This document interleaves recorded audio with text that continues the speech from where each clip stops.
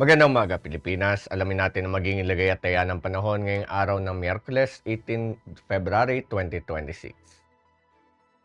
Sa kasalukuyan, patuloy pa rin nakakaapekto ang northeast monsoon o ating hanging amihan dito sa Luzon at yung easterlies naman o yung mainit na hangin nagmumula sa dagat Pasipiko makakaapekto naman sa nalalabing bahagi ng ating bansa. Dahil nga dito, asahan pa rin natin na ang Cagayan, Isabela, Aurora, Quezon at Camarines Norte ay makakaranas na maulap na kalangitan na may mga pag-ulan, dulot yan ng ating hanging amihan. Samantala, ang Metro Manila, buong Visayas at nalalabing bahagi ng Luzon, asahan naman natin yung bahagi hanggang sa maulap na kalangitan na may hinang pag-ulan.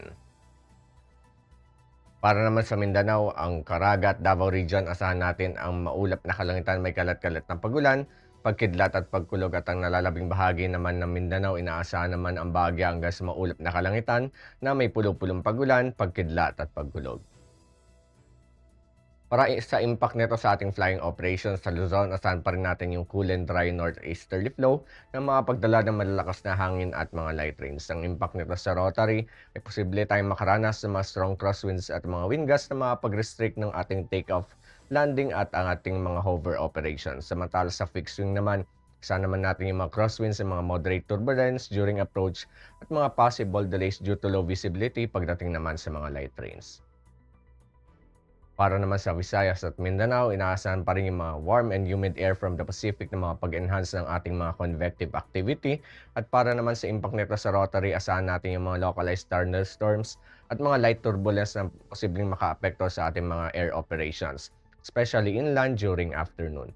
Samantala sa fixed wing naman, generally fair with possible isolated sea breeze, makapag-cause ng mga short-term delays at mga turbulence. Ang haring araw ay sumikat kaninang 0619 at ito naman ay lulubog mamayang 1801. Para sa ating moon illumination, 1% increasing.